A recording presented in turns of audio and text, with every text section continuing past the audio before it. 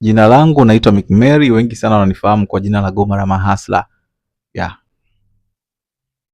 Studio yangu inapatikana Kinondoni Mkwajuni. Nadhani ukifika mtaa mmoja unaitwa Mafele, magorofani, watu wengi sana wanapafahamu. Kwa inakuwa ni rahisi sana kufika kwa hapa. Navutiwa sana kusikiliza muziki wa reggae. Muziki wa reggae unajua ndo muziki bora sana duniani. Kwa mimi pia ni moja kati ya watu ambao napenda sana reggae. Reggae ni muziki ambao navutiwa nao sana. Ukiachana na reggae navutiwa sana na R&B. R&B ni muziki ambao ni bora sana. Inawezekana mimi mpaka sasa nikikuwa ni mwanamuziki, basi muziki ambao nilikuwa nafanya ingekuwa basi ni reggae na R&B. Huwa naangalia sana movie na navutiwa sana na movie za kibongo kwa sasa. Movie za kibongo ni movie ambazo zinanivutia mno. Napenda sana kuangalia movie za kibongo.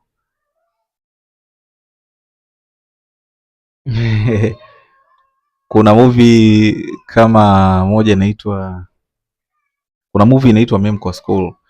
Memco School ile movie ya Steve Mweusi, kuna Ndalo mule, alafu kuna Teacher. Napoangalia movie zao huwa nafurahia sana, sababu movie ya Memco napenda sana. Mtangazaji ninayevutiwa naye kwa Tanzania ni February Omari, Febi Fiebiebie.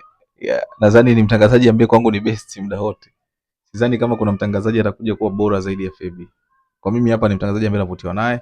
Wengine wanafanya fresh, lakini nadhani Febi kwa sababu namfahamu zaidi ndio maana namkubali sana.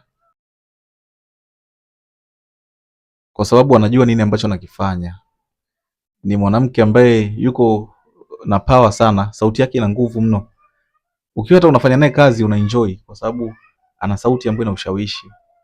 Kifupi ni kwamba February Omari ni mtangazaji bora sana kwa Tanzania. Yaani ni mali ambazo Tanzania inabidi tuzilinde kwa namna yoyote ile.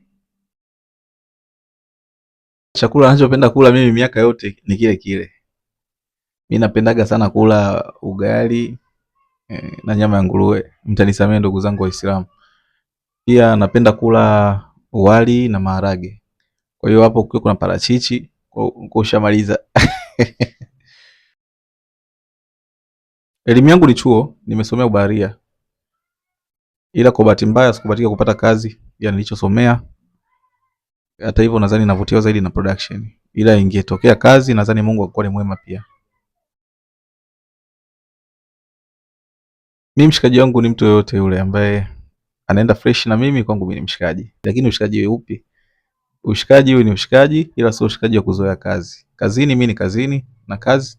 Sipendi ushikaji, ila mtaani tutakuwa washikaji. Nikisema mtasema kwa sababu ni mdogo wangu. Ila ngoja tu nisimseme, lakini nadhani ndo mchezaji ambaye yuko poa sana kwa mimi, namkubali. Ila masuala ya mipira mimi sio mtaalamu sana. Ukiniambia anacheza namba ngapi sijui.